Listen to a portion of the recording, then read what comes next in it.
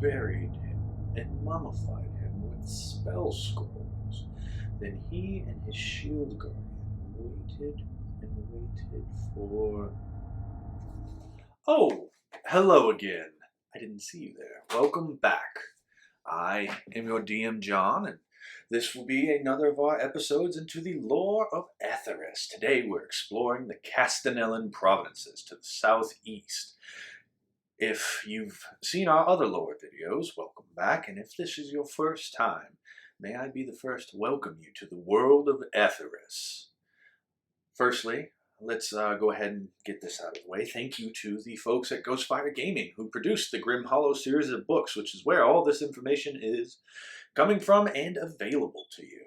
Secondly, I act as a DM for my wonderful players who, starting this Tuesday, will be exploring the world of Etharis in our own streamed campaign. That's what this series is for, and if you're interested, we play every Tuesday night at 7 p.m. Eastern. I would love for you to come and join us if that's something you'd be interested in. But, as this video says, this video is for the Castinellan provinces. Now, the Castinellan provinces to the south. The provinces of Castinella, there's 3 of them, and the people who live there excel at 2 things specifically more than any others. That would be celebration and war. And for centuries, that is what they did, was they warred between the 3 of them. The 3 provinces, Faro, Corova, and Santa Viegra, would war against each other. And when one would start to pull ahead, the other 2 would ally together, and it was a vicious triangle. This was, of course, not to last. You see, once upon a time, in the era of expansion, there was a great war between humankind and literally anything else. And one of the greatest tragedies of this era of expansion was the Great War in the provinces of Castinella, and the destruction of the city of Embercairn. Now, Embercairn was the city of Dragonborn. The Dragonborn, as you all are aware, I'm sure, share many, many facets of their life in common with the dragons. They inherited their grace, their strength, their mighty lungs, and their penchant for endurance. The only thing they really haven't inherited from the dragons would be the wings and the size. But there's nothing in the world that humans could do to stop dragons, with the exception of arcane magic. During the Great Purge of this Great War, the mountains that house the dragon empire of the Dragonborn kingdom of the Embercairn was destroyed in what they call a catastrophe, the catastrophe. And such incredibly powerful arcane magics were used that from then on the mountain range was called the Shattered Peaks, because they destroyed the Dragonborn homeland and wiped it from the world. This scattered the Dragonborn throughout Etharis until recently. Long after that, the 3 provinces, as I said, they would war between each other, Teletum, Faro, and Therapenia, until the days of Montego Valleda, who's known as the Unifier. He is the reason why Castinella exists the way that it does today. He was a clever strategist. He was great in valor. Like I said, they loved war. He was very good at it, but he was also clever. And he knew that as long as there was no unified enemy presented to the 3 kingdoms of Castinella, there would never be peace. And so he hailed from Teletum, which is the capital of the Castinellan provinces, because he hailed from there. It's also the gateway where the peninsula of Castinella connects to the rest of Etharis. This is important because all must pass through Teletum to get to Castinella. And effectively, the rest of Castinella, with the exception of Teletum, is isolated from the rest of Etharis. Now, after leading Teletum and his Korovan brothers to victory against the other two provinces. It's said that he climbed up to the tip top of the tallest mountain. This is a legend, so excuse the flowery language, but he climbed to the tip top of the tallest mountain during the worst of storms. And it was during that time that he was visited by the most holy Arch-Seraph. He stood before Imperius himself, the Arch-Seraph of Valor. And if you're more curious about the Seraphs and Daemons in this world, we do have a video about the magic of Etharis that you can check out. However, he stood before Imperius, and Imperius gave him a holy edict. And when Montego Valleda returned from the mountain, he changed his name. He was so changed by this, he changed his name from Montego to Sagredo. And the now Sagredo Valleda proclaimed that all of Castinella would be ruled under him in one province, and they would turn into a theocracy, following the rules of Imperius. And the chief rule, and as I said, he was clever, the chief rule that Imperius has is that the problems of this world come from the arcane magic. This resounded with the Castinellan people because of the story of the Ember Cairn Dragonborn being shattered by arcane magic. And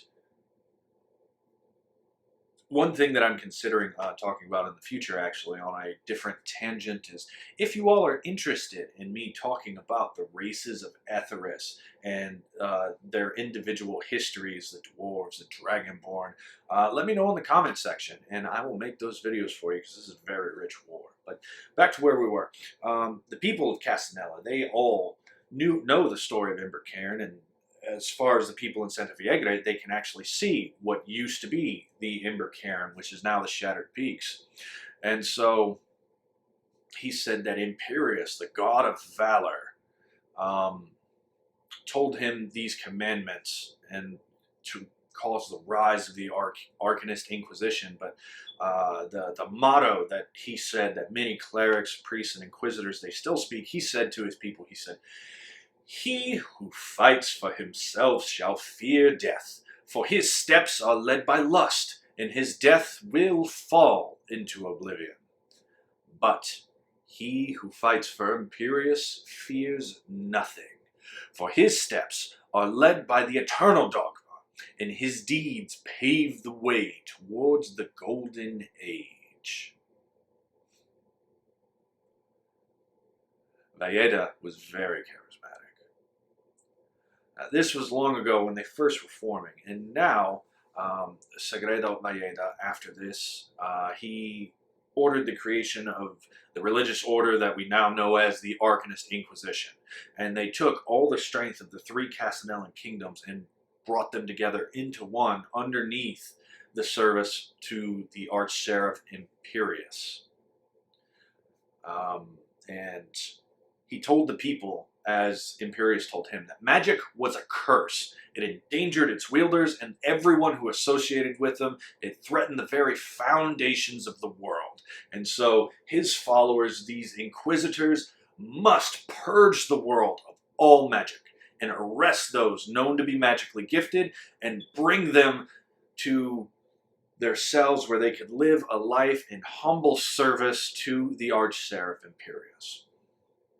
Now, the Inquisitors, they excelled and looked to find practitioners of arcane magic at the youngest possible age, because it's much easier to take out a level 1 sorcerer than it is to take out a level 12 sorcerer. That's a bit meta, but in lore terms, it's much easier before the arcane gifts fully manifest than after they've mastered a lifetime of practice with this foul deeds.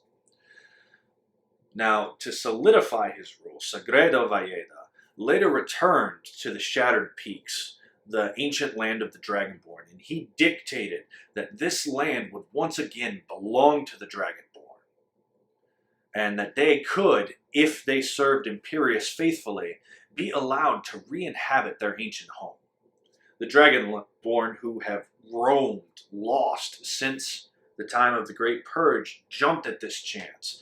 And they are now some of the most valorous and fervent followers of the Arcane Inquisition, if you find yourself standing before a Dragonborn Paladin of any type, you can be sure that they came from Castinella eventually, whether it was long ago or recently. And second, you can be sure that they have an instinctual distaste and distrust for arcane magic. So be careful when you cast Prestidigitation around a Dragonborn. But Sagredo Velleda solidifying and unifying, which is why he's called the Unifier, the two main races of Castinella, humans and Dragonborn, he then moved forward, and the Arcane Inquisition has grown in power ever since. Now, why are we talking about a religion? We're supposed to be talking about the provinces themselves. Well, this is the Castinellan provinces, unlike the Burek Empire or Astoria, which we will talk about soon, or even the Veliki clans to the north. The Castinellan provinces, they are united in this cause, this Arcane Inquisition. They fully believe, from the rulers and head priests of the Inquisition all the way down to the commoners in the streets, they all believe that the only way to save the world is to get rid of magicians, to get rid of wizards and sorcerers and warlocks and bards, and that they are the problem in this world. Now, here recently, it's rumored, and of course this is only a rumor, for no one would ever have the ability to escape the prisons of the Inquisition, but it's rumored that one mage in particular managed to escape. And since then, the Inquisition has stopped taking prisoners over to their jail, their prison in the Embercairn, and have started instead to purge them with fire as soon as they are discovered. Something for you to consider, dear Dark Watchers and player characters. Now, there are three aspects to the Castinellan military, as most militaries, but they excel in naval combat, they excel in what they call the Talisham squares for ground combat, and then they're also known for their cavalry. And each of these comes from one of the three provinces of Castinella. So we're going to discuss each of these provinces as they appear in order from closest to farthest. And the first of these would be Talisham. Talisham is the capital of the Castinellan provinces. It's located in the Corova Mountains. It's where they mine their ores in the Corovan mines, and that is where they forge their weapons in this great area called the Ember Forge. Now, the Ember Forge, it's said the fires never go out, and in this world, in Etharis, the greatest of smiths no longer belongs to the dwarves. The greatest of the smiths are the Dragonborn, who have the endurance and strength of dwarves, but the fire of dragons within their bellies.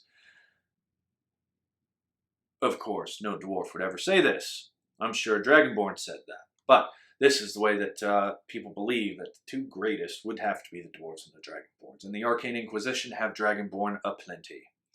Talisham has turned into the business of war. Like I said, they're known for their Talisham squares. The Talisham squares, they are 100 person by 100 person squares of power that they march across battlefields with. And they have the archers and the leaders in the middle, and they have pikemen along the sides. And it's very much functions like the phalanx of Greek mythology. Not mythology, Greek history, rather.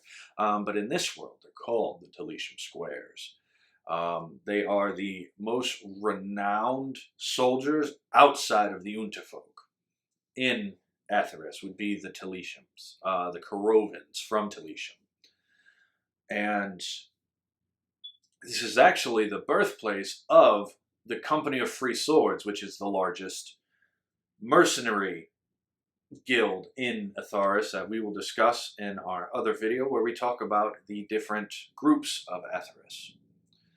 But as far as the Free Swords now, they're not really so much welcome anymore in the Castinellan provinces. They're not going to be kicked out because they're too powerful.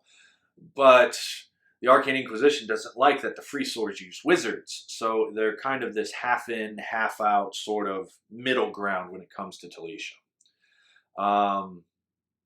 But that is Korova, which is the northernmost part of the Castinellan provinces. In the center, we have the Fero. Now, the Fero, they are named after their city of Fero, a cliff city, which is right on the banks of the Salvez River. Now, the Salvez creates a fork, and right at the end of the fork is where the capital city, Fero, lies. The Feroci provide the food for Castinella. It's the most fertile area in the entire province. They are known for being incredible fishermen, so there's a lot of fish dishes whenever you go to the Castinellan provinces. And the whole place isn't far from the ocean anyhow. But the most notable would have to be the landowners that rule the city. These landholders carry more decision-making power in Fero than even the leaders of the Arcane Inquisition, which is saying a lot in this part of the world. Although, because of the work of the Arcane Inquisition, they make a predominant force in all decision-making. In a moment of incredible humility, they call the area between the two forks of the river the Blessing.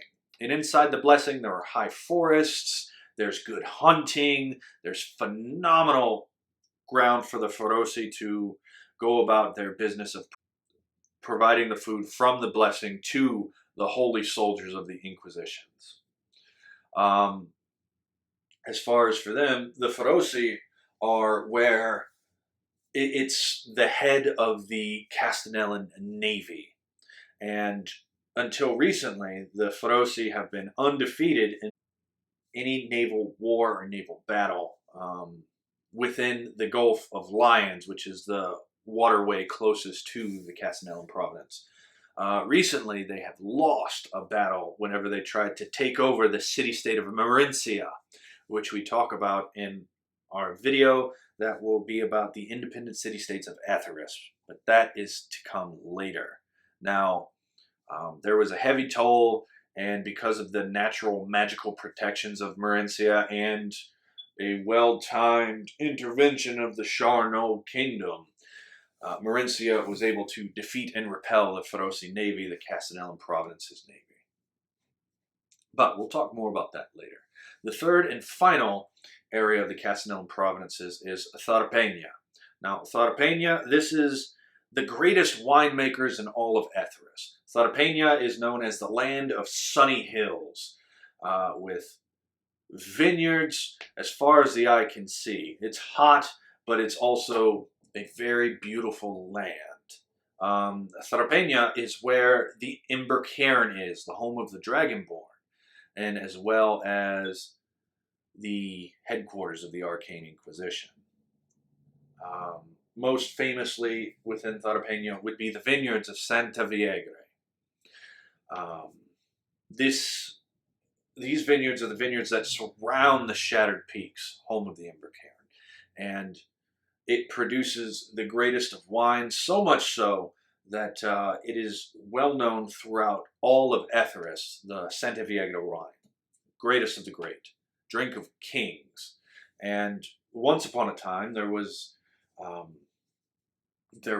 yearly the Great Tharapanian Wine Festival.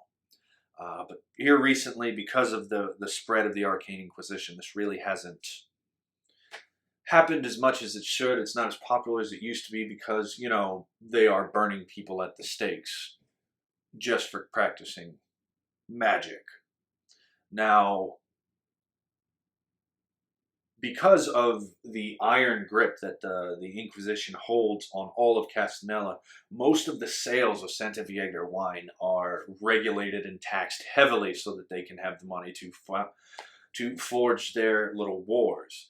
But there is a black market that pays adventurers quite handsomely if they're brave enough to try and smuggle out this wine and other items though none magical. Of course not. That would be unheard of. But smuggle any items into and out of Santa Viegre, into and out of the Castinellan provinces, and ends up being some of the most well-paid smugglers in the world.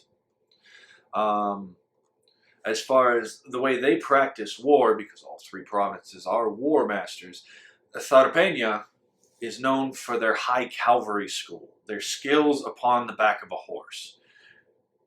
It says that they're renowned throughout all of Etharis because of their incredible ability in horseback fighting. And before the Great Unification, Tharpenia's first line of defense was horseback riders, constantly harassing and ambushing slower creatures and riding on a horse, shooting an arrow, riding away, shooting more arrows, whatever it has to be. The leader of their cavalry these days is the Red Horse Master, Mr. Aban Dalhrum. Aban leads the High Cavalry School as the High Master, and it says that he is truly at one with all horses, and he has mastered all domains of horseback riding, and he's very well known. He's very feared for his martial abilities in duels. Before the unification, the Castinellan people were incredibly codified. They were quick to declare war on their neighbors, almost anything. Now, in his wisdom, Valleda has made war a crime. You have to go and fill out war paperwork in order to get your war license, in order to go to war over anything. And so, warring with your neighbor so much isn't quite as popular whenever you can get all the bloodshed you want just hunting those damn mages down. At the heart of the Castinellan military, they break their organization down into the head, the core, the wings, and the legs, and the heel. The core is the Talisham Squares. The wings are the war riders from the southernmost area, Tharpenia. The legs are the logistics. The heel is the rear guard, as well as 2 elite swords of Tharpenia war riders and 2 heavy squares. It's to keep people from sneaking up on the back of them. The head of the military organization is, of course, the Arcane Inquisition and their powerful Dragonborn paladins. As far as other locations and figures, there's, of course, Ember Cairn, which we talked about. There's the Cathedral of Embers. Now, this is the capital of the Arcane Inquisition inside Ember Cairn. This is where their prisoners are kept and taken. This is where they are re-educated. And this area is led by Lord Inquisitor Krevix, a 7-foot-tall Dragonborn whose, as it says, devotion to the sacred teachings of Imperius is only outmatched by Sagredo Valleda himself. The entire cathedral was built to be a maze, so that anyone outside of the Inquisition, even if they managed to escape their cell, would not be able to escape the prison. The key decoration or visual reference for the Ember Cairn these days, outside of the Cathedral of Embers, in a nearby courtyard, is a 300-foot tall marble granite statue of Imperius that the Dragonborn have carved in honor of the Arch-Seraph. Now, 2 other very interesting things. In a small town called Thorps in the Castinellan provinces, there is a group rising up against the Inquisition, causing an internal battle of sorts. They are called the Broken Brothers. And the Broken Brothers are led by someone who's called the Shattered Sibling. What's really cool about the Broken Brothers is they identify themselves and members of their order with these magical, invisible tattoos that nobody can see unless they choose to turn them on. And they believe that the people of the Castinellan provinces need to go back to the old ways. Now, for those of you paying attention, in the Bjork Empire, there was also a group who was worried about specifically going back to the old ways. Now, it is up to you DMs out there if this is related or not. One of the things that I like most about these products has to be that they left so many empty spots in the map and empty places in the lore that gives you the flexibility you need to build yours up. As far as our world, if they're related or not, well, only time's going to tell. The other big group of note from the Castinellan provinces is where the Thaumaturge hail from. And this is one of those guilds, one of those orders that we're going to talk about in our video about the groups, but the short and skinny version is it's a group of incredibly powerful wizards and arcane masters that use their mastery to try and save the world of Etharis from the things that would destroy it. But that is what we have on the Castinellan provinces. I thank you for listening. Once again, I am your DM Jon, and I would love if you would join us for Pact Tactics every Tuesday at 7 p.m. Eastern Time, 6 p.m. Central, where I and my players will explore this world of Etharis brought to us by Ghostfire Games and just see what's going on out there. Until then, stay spooky.